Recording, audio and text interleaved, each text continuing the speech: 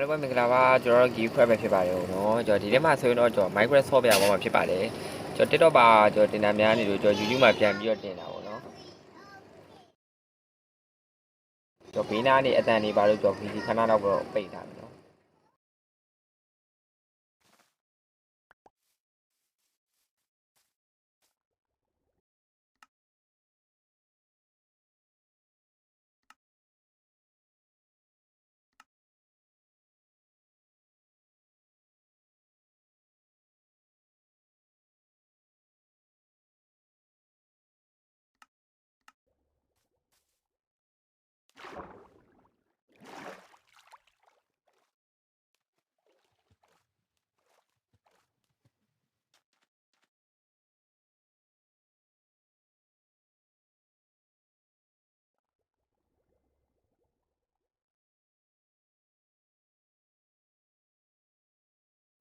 ကျွန်တော်ညမလေးကျွန်တော်လိုက်စနေတယ်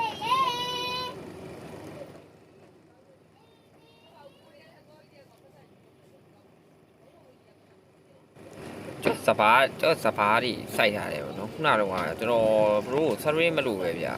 အဲဆရင်းနေနဲ့ဟိုမှာကျွန်တော်ဖုန်းကဘေကုံသွားတော့အဲ့လိုကြီးဖြစ်သွားတယ်အားကြောင့်ဗျာဆရင်းနေတော့ကျွန်တော်လစ်ကရက်သွားတာရက်အမှရောဘာမှလုပ်လို့မရတော့နဲ့အဲ့လိုဖြစ်သွားတယ်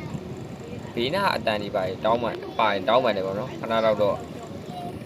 တီးခံပြီးကြည့်ပြကြကျွန်တော်လည်းကြောင်းပိတ်ရက်လေးပဲဆရင်းရတာပေါ့ဝယ်ရီမန်းချက်လေးကိုโอเคဟိုမှာတော့ကျွန်တော်ရဲ့အိမ်ပေါ့ကျွန်တော်ရဲ့အိမ်ကတော့ဒီတိုင်းတော့ရှိတယ်ပေါ့စောင်းရမ်းနေလှပโอเคအားကြောင့်ကျွန်တော်ရဲ့အိမ်စောက်ပဲပေါ့နော်ကျွန်တော်အတန်အောင်နဲ့အော်ပြောနေရပါတယ်ကျွန်တော်ထဲထဲမှာရုပ်ပြက်ဆင်းပြက်ဖြစ်သွားရင်လည်းကျွန်တော်တောင်းပန်တယ်ပေါ့ကျွန်တော်ဘေးနားနေအတန်နေပါမှာသို့လို့ပါခမရ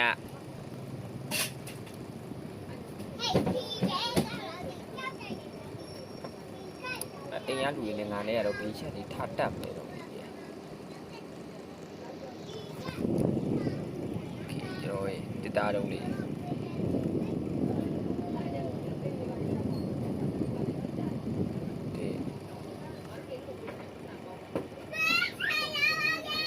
ကျွန်တော်အိမ်ကြီးပါတိတ်မဆောက်တတ်ဘူးပေါ့နော်အဲကြောင့်ကျွန်တော်ဆောက်တတ်တယ်လို့လေးဆောက်မယ်ရောက်ကြီးဘာလို့နှိပ်လို့မရလဲဟာ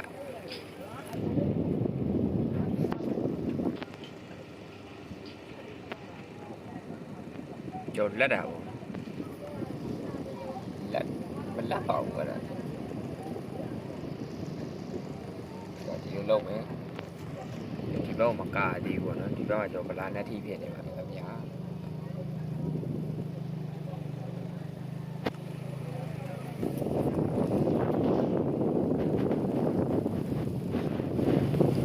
ကျော် PC တန်တဲ့ပြန်ဖွင့်လို့ရတယ်ပေါ့နော်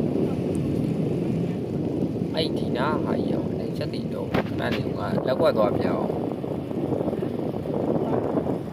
အ control ထဲမှာလားဗေးထဲမှာလည်းပြချင်ရတယ်ဒီခကြီးလက်ကွက်ဒီမှာ test မှာရန်ကြီးလောက်လာတယ်ပဲဒီကောင်လေးကပုံပေါင်းတယ်တီးနေပြီပဲနှိမ့်လို့ပေါင်းတယ်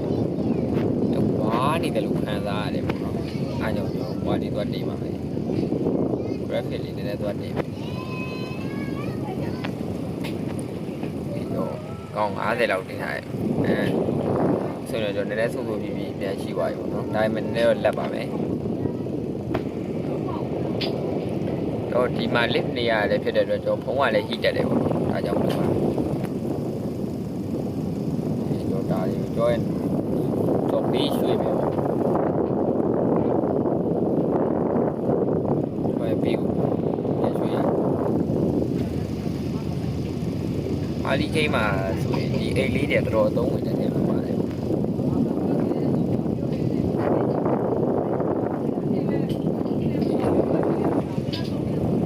တော့ဘွားရောစပါးတွေပါခြေကအောင်ပေါ့ဗျ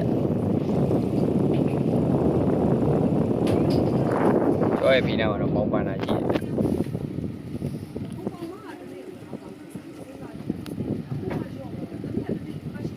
ခေဒါတော့ကျွန်တော်အိမ်ဟဲ့ချက်ပူစီ ကြောင်လေးဒီကျော်ရဲ့အိယာကမှထိုင်တော့အိယာကိုလည်းတက်မှာထားအိယာကိုလည်းတက်အိယာကိုလည်းတက်မှာထားဘာမှလှမှာအမှန်တကယ်ဆိုတော့ဒီနားတွေကိုပေါက်သိတယ်ဟိုဘက်တစ်ချမ်းတော့ပေါက်တယ်ဟိုဘက်တစ်ချမ်းတော့တယ်နည်းနည်းတော့ပေါက်တာမှလှပါဗျဒီတော့ဒီနားလေးမှာဒါလေးချမယ်တစ်ချက်ချမယ်ဗျโอเคအုံလုံးကတော့အစင်းနေပြေးနေတာဟိုကတော့ track door လေးတွေပေါ့နော်ဟောင်းလေးလူမယ်ဗျဒီတော့အိမ်လာဖို့အတွက်ဆိုရင်ဒီကောင်လေးနဲ့စောက်တာအလားဆုံးပေါ့နော်โอเคရန်နေသဘောကျနေတယ်ကျွန်တော်အိမ်စောက်တယ်လာကျွန်တော်အိမ်ကမစောက်တတ်ဘူးဗျာဒီမှာအိမ်စောက်နေရတယ်ကျွန်တော်ပြန်ကြည့်ရအောင်ပဲပေါ့နော်အိမ်ဒီဘယ်လိုစောက်အောင်မှလည်းမသိရဘူးရိုင်းဆိုဘယ်လိုဖြစ်နေဒီနားကြီးကနည်းနည်းကွက်လက်ကြီးဖြစ်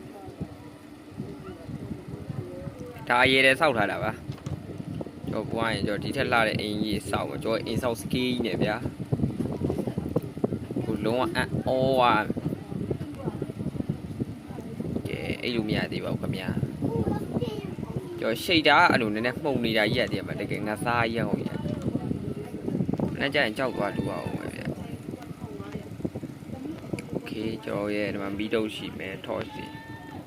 ဒိုင်းမို့ဆွတ်တော့လုပ်လို့ရတယ်ဒါပေမဲ့ကျွန်တော်စုထားလိုက်ဘာဖြစ်လို့ဒိုင်းမို့ပိတ်ကတ်လုပ်လို့ကျွန်တော်ဟိုဘက်မှာဆိုတော့ကျွန်တော်စပိုင်းဆိုင်ရတယ်ပေါ့နော်ကျွန်တော်အိမ်ပြီးပါလေကျွန်တော်စပိုင်းထပ်ဆိုင်ပါပါလှပါပြီအိမ်လေးကခုမှစူပြီးသွားတယ်ဗျအမှန်တကယ်ပြောရရင်ငါစော်ဘူးတဲ့ဂိမ်းနေတယ်မှာMinecraftကအကြိုက်ဆုံးပဲဗျကျွန်တော်သူများတကရတော့ကျွန်တော်ဒူရရတော့ဘာကြိုက်လဲတော့မသိပါဘူးဗျာကျွန်တော်Minecraftပဲပေါ့နော်အကြိုက်ဆုံးပါပဲscientific များနေတာတော့လက်တာတော့ရှိတယ်ပေါ့အားလေးကြိုက်โอเคလာပါဟုတ်ငါရေကိုကြိုက်တာတည်းအဲ့ဒီရှိတာရေရလှโอเคကျော်ရဲ့အောက်လေးကတော့ပြီးသွားပါပြီခင်ဗျာအဲ့ဒါဒီငါဖတ်ဖို့လို့ဒီလိုဘောဝင်နေပါပြီရှိဘောဝင်တော့ရိုက်သွားယူအောင်ပါထိုက်တော့ပြီးတော့ဘောစီးနံပါမှတ်ထားဘူးမရဘူးလေ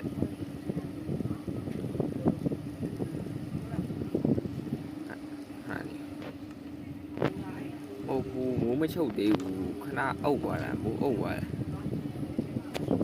မကြောက်ရင်နေကိုကြည့်တာနဲ့ကြောက်တည်ကြောက်ထဲကိုခဏပြုတ်ကြတယ်ငါကလေဒီကြောစပားတွေကတော့ကြောရိတ်သိမ်းလို့ရတဲ့အခြေအနေတော့ရောက်နေပြီဗျာကြောဟိုဘက်မှာတော့ခြံတွေလုံးမယ်ကြောနွားတွေမွေးမယ်ကြောကျွဲတွေမွေးမယ်အတန်တွေကဗျာဒီမှာစောက်ရမ်းနေပြီးနားနေဒါကြီးနေ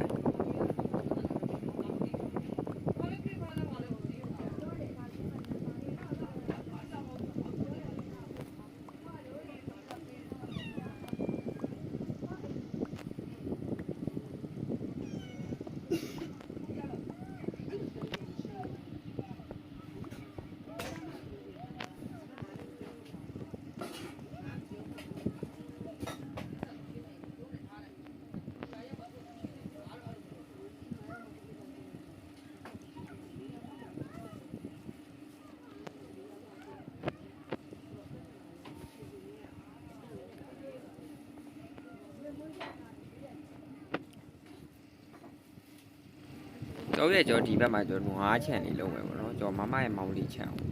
ကျော်အပေါ်ကနေစောင့်မှာဖြစ်ပါတယ်ဟေးဟုတ်ခွေးကွာငါမှရိုးရှိတာရိုးရှိဘူးစောယူပါမမွေးလဲရအောင်ကျော်ဒါပေမဲ့မမွေးလဲရရင်မဲ့ကွာတည်းမှာဆွန့်လွတ်ခဲ့ရရင်မဲ့ဆွန့်လွတ်လိုက်ပြီမဲ့မြို့ငါချစ်နေတော့မကျွေးလို့မရဘူးတောင်သားငါလာဟောင်းနေရော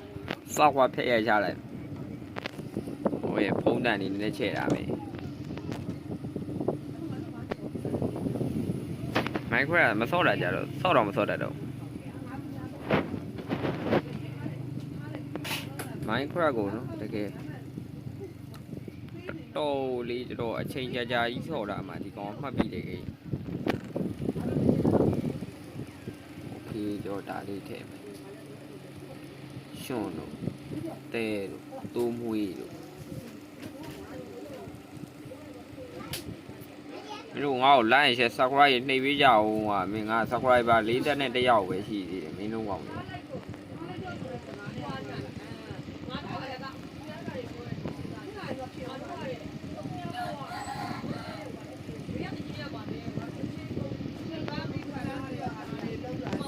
ဒီကျွန်တော်ရဲ့ဓာတ်တွေကတော့စောက်ရမ်းကြီးရဲ့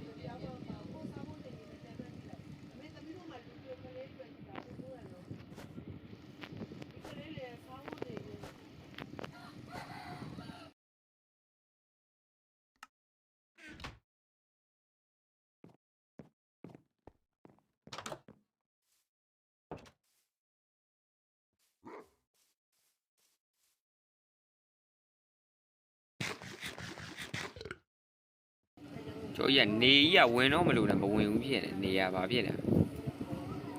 နေနေလက်နေရလက်လို့မရဘူးတော့တာကြီးကျော်ညရောက်ကျော်အယိုးချအောင်ပဲဗျာကျော်အယိုးချပြီးမှကျော်ခွေးတွေပါကျော်မွေးလို့ရအောင်နော်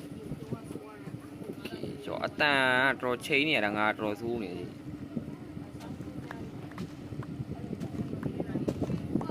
โอเค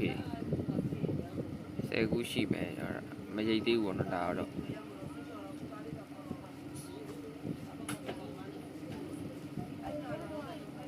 မပြကျွန်တော်မခွေးရှိရဗျာကျွန်တော်ခွေးမမွေးရအောင်ကျွန်တော်မခွေးရှိပြီ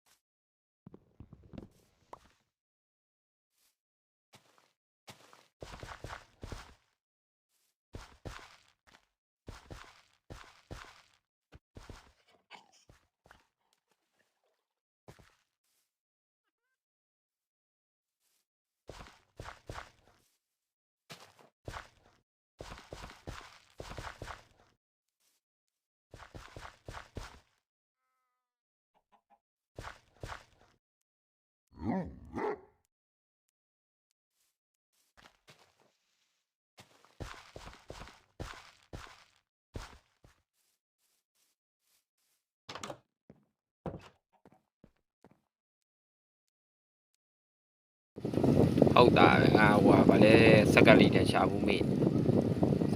စက်ကလက်တော့မောင်ရမ်းပြစ်ကိုလိုက်ရှာပါမယ်ခင်ဗျာမောင်ရမ်းပြစ်ရှာဘူးဆိုရင်တော့အတင်းလေးချဲဖို့လို့အဲ့ချိန်မှာကျွန်တော်ဇွန်ဘီကလာကြိုက်တယ်ပြီးပြီမင်းတို့ငါရမ်းပြစ်ရှာမလို့ပါဆိုကွာမင်းတို့ကောင်လည်းဘယ်လိုလိုက်ဖြစ်နေလဲမတော်ရှိမှတော့တကောင်တော့တွေ့ပြီဒီကောင်ငါများနဲ့လုပ်ဖို့ဒီကောင်အသုံးဝင်တယ်ဒီကောင်မတောက်ဟိုမှာမောင်ရမ်းပြစ်ဒါပေမဲ့ဒီ shader ရဲ့ software လွယ်ကြီးတစ်ခုရှိတယ်ဗျအဲ့ဒါဘာဖြစ်လဲဆိုတော့မြားတွေ cherry ဘန်းနေနဲ့ဖြစ်သွားတာသူကဒီ shader ကိုတော့ကျွန်တော် main ကလေး developer တခုကတော့ကျွန်တော်ထုတ်လုပ်ထားတယ်လို့ထင်တယ်ပေါ့နော်အော်လာရဟဲ့မင်းတို့ကောင်တွေကမဟုတ်တော့ဘူးကွာမဟုတ်တော့ဘူးဆိုမဟုတ်တော့ဘူးလာတာဗျ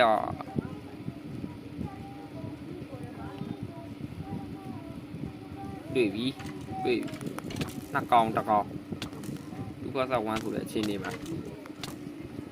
ဟင်းမမြတော့ဘူး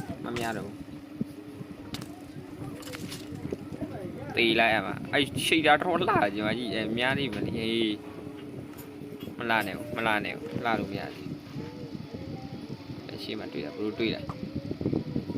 အဲ့ဒီကောင်ကြီးတက်ကပဲကြီးရွှေမိလာပြီမရတော့ဒီရောမယ်တောင်းမလုပ်ကြပါနဲ့ကိုယိုမလီနောက်ပေါက်ကနေဝင်လာပဲထင်တယ်အဆပိုက်တာတောင်းသားမဝင်လာဘူးတော့မဝင်လာသေးဘူးကောင်းနေအဲ့ယူရအောင် ဒီလိုက်လာစောက်ခွက်ရိုက်ပေးမယ်လား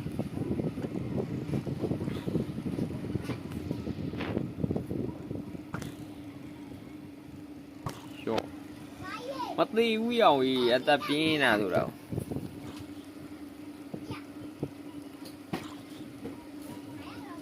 လာမင်းမထက်လာခဲ့လားကင်မရာလေးအရှိနေတူလာချောမောလှပါနဲ့မျက်နှာယူမမြင်ပါဘူးဒီဝါခဲ့ပြီခင်ဗျာအိပ်ပြီပေါ့နော်ဟာအေးပါကွာငါ့ဘပြင်းကြီးတွေကဘယ်လိုဖြစ်ပါလဲညီပုံစံပြောက်သွားကျွန်တော်အနောက်ကပင်လေယူထားပြီးကျွန်တော်အိတ်တယ်အဲ့ဒါခဏဦးတော့တိတယ်အဲ့ရွာမွန်စတာဆိုအကောင်လေးလာတော့ဝါဟာမြားလည်းမရှိတော့ဘူးမြားရီလုံးမှရတော့မယ်ဗျတော့တိလိုက်ပါကွာကဲရော bro ယောဝါစကားလာတော့ကြီးတဲ့ကျေးဇူးတင်ပါတယ်လို့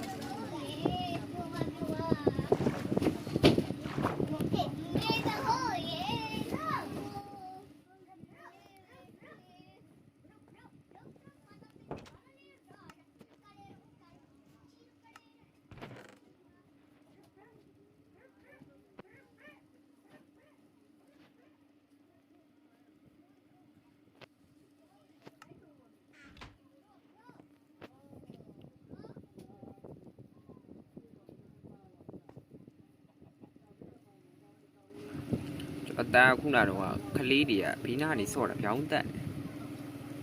ဒါကြောင့်ခဏတိုင်းနေမှာပိတ်နေတယ်အမျိုးမထီးနေကြောင်တုံးကြီးရရှိတယ်ကွာဘာလို့လုပ်ပါမသိမမိုင်းတို့လို့နေပြီတီးတာမမိုင်းရွေးချလို့မိုင်းရွေးချဖို့ပိုင်းတော့အစားအစာကြီးလုပ်ပါတယ်ဒီမရဘူးဆက်လက်ပြားလေးလုံးဝရကြောက်ဆက်လက်ကျောင်းနှပြားခွေအတိုင်းဒီမနေ့ကကြောက်အပြင်မှာစောက်တယ်အများကြီးနဲ့ဟောလှမ်းမပြစ်တတ်ဘူးလားမသိဘူးအဲ့လိုပြောဝေးဒီကနေကြည့်တော့အိမ်အပြင်ကိုချက်သွားကြည့်မယ်အိမ်အပြင်စီတွေကတော့ဒီတိုင်းပဲဆက်လက်ပြားလေးနဲ့ထည့်လိုက်လာပါမလာဘာကြောင့်စဘာဆိုင်ဖို့တော့လောက်ကအားကြောင့်တော့အရေးကြီးကကြောင့်မိုင်းဖတ်တယ်မော်ကြီးကကြောင့်တိတ်မတက်ချင်ဘူးပြသူတို့တနာလို့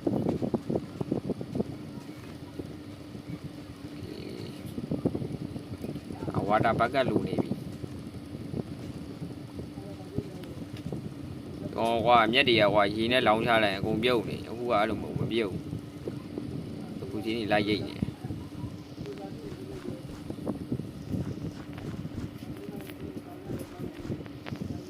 ဘာကောင်းကြီးလဲ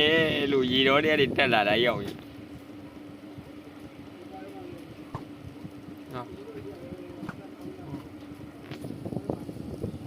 မဓာတ်လည်းမရှိဘာမှမရှိအိမ်ထဲမြန်ပြေးမယ်ရောက်ပြီးတယ်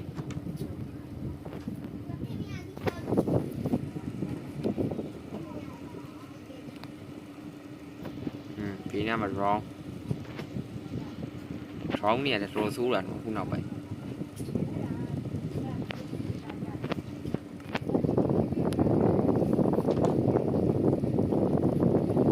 ီအနာပါပဲဒီပေးလိုက်ရမယ်ကီဝီကိုလာရှော့တော့တယ်ဒီကအမှုလုပ်ပြီးပြုတ်တော့လိုက်မယ်တခါလေ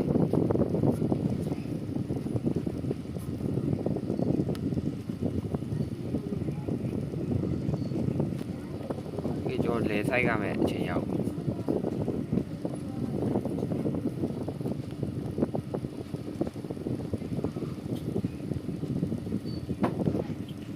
ကျော်စပါးတွေတော့စိုက်ရခဲ့တယ်ပေါ့နော်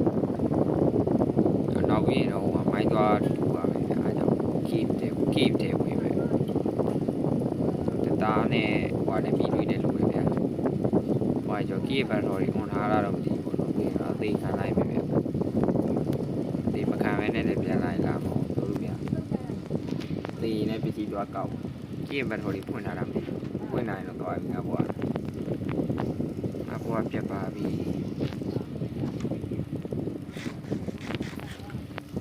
မရှိတဲ့မြတ်အစားအစာတွေအကုန်ယူသွားမယ်ဗျ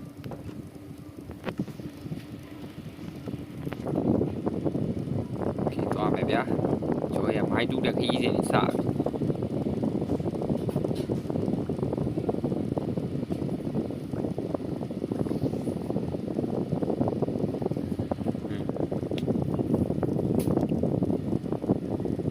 ဝက်လီတရားရှွန့်လူပြီးတော့ကောင်းမမနေဒီပန်လေးပေါက်နေရလေလားအမလီရဲ့ကဲကျော်ရဲ့ Minecraft ကျတော့ကျွန်တော်စတင်လှပနေပါခင်ဗျာ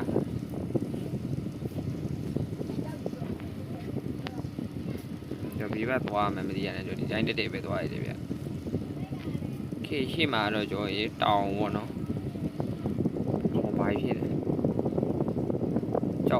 လဲကြောက်စလေးအမုံလေးရဖြောက်လေးထားတယ်ယူ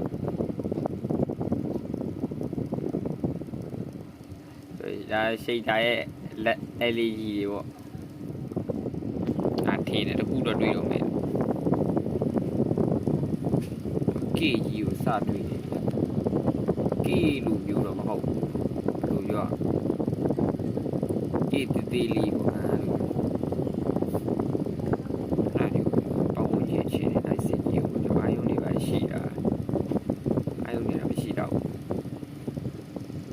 ဒါကေးပါမို့လဲသူကဒီတိုင်းလျှောက်ပေါ်နေကြတယ်နေရောင်ကထိုးတော့ခုနပြောက်လေးဖြစ်တာငါမေ့နေရတာဟိုပါလေဘင်းကလက်လာတာဟိုးရတော့ရသလောက်မှာဒါခေါ်ပါလေဒါပါဖြစ်တယ်ညာ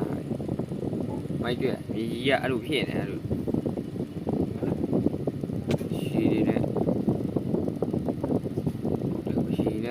တော့ရေမငုံရှင်ရေထဲမှာဆိုငါတိတ်အမြင်ကတ်တယ်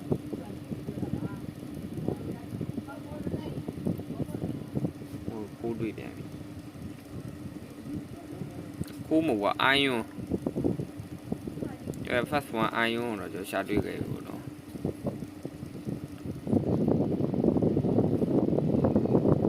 အား30ပဲကျန်တော့အားထွက်တယ်တော်ထည့်သွားပုံရ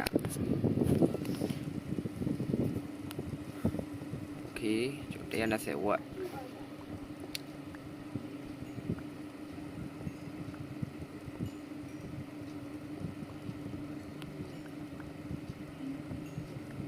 အဲ့လို Minecraft ကိုဘာကြောင့်ကြိုက်နေရလဲဆိုတော့ကျွန်တော် shader လှလို့ကြိုက်တာပါ Minecraft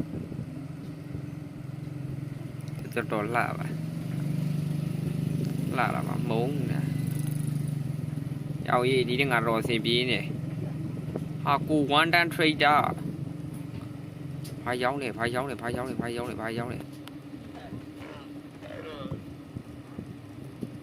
ကျိုးယူမလို့ပါမင်းကိုဘာမလုပ်ပါဘူးဟိုအသုံးဝင်နေတယ်ကျိုးတွေကျော်စလိုင်းနေမရှိရင်ကျိုးကိုခွက်ချင်တိုင်းခွက်လို့မရဘူးစလိုင်းရှိမှခွက်လို့ရတယ်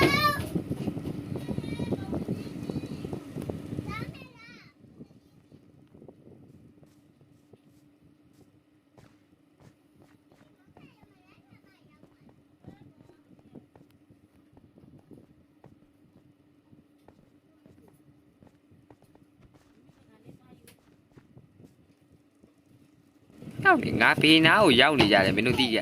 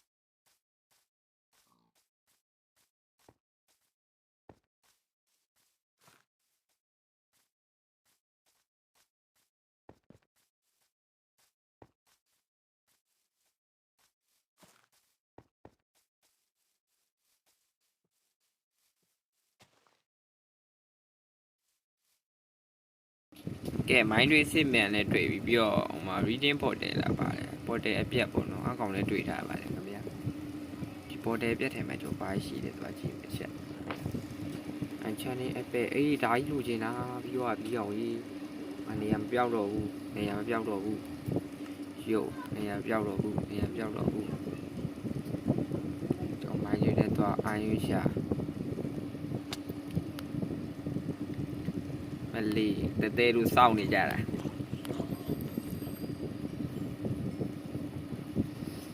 ဟာ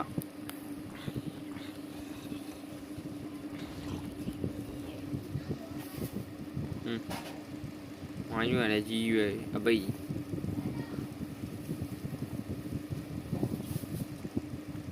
ကျိုးဒီဘက်ကကေးပြန်ဟိုဘက်ကကေးကိုချက်သွားကြည့်ပဲဗျာအမအပေါက်ချင်းချင်းလေးတစ်ပေါက်တွေ့ရဲ့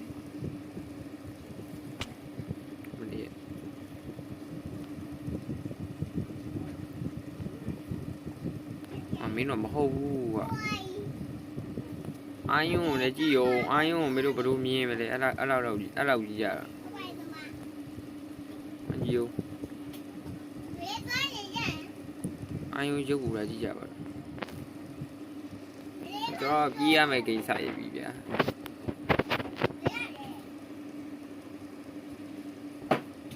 တကယ်ပြေးရတော့မှာโอเค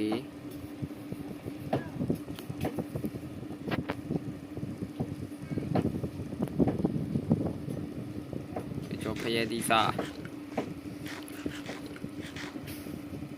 ပြိုရိတ်ခါပြန်ဖြည့်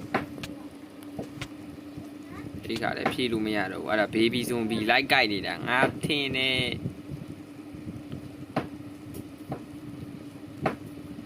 မလေးမောင်ရမ်းပြည့်အကောင်ဒီများတွေကမကုန်ဘူး infinity ဖြစ်နေတယ်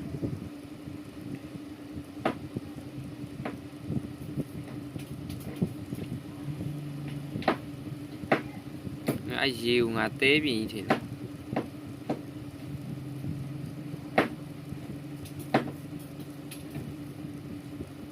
အဲ့တိုင်းမိုက်ခရိုဆက်ကြီးကအဲ့လောက်ကောင်း keep တွင်ရှာအောင်မတွေ့ဘူးဒီဗီဒီယိုဇွန်ဗီဒီယို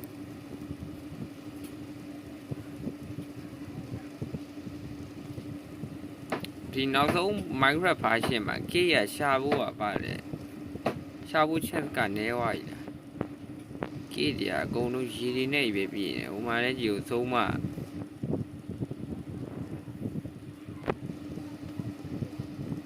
ဟိုပဲပိုက်တယ်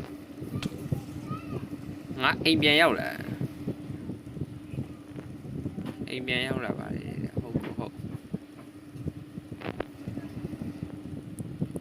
K ရတော့မတွေ့ခဲ့ဘူးဗျာရှာမလို့ပဲကျွန်တော်မှရတယ်အာယုံတစ်တုံးပဲကျူလိုက်တော့ရှေ့ကောင်လေးနဲ့ဇရားလေးရှင်းလိုက်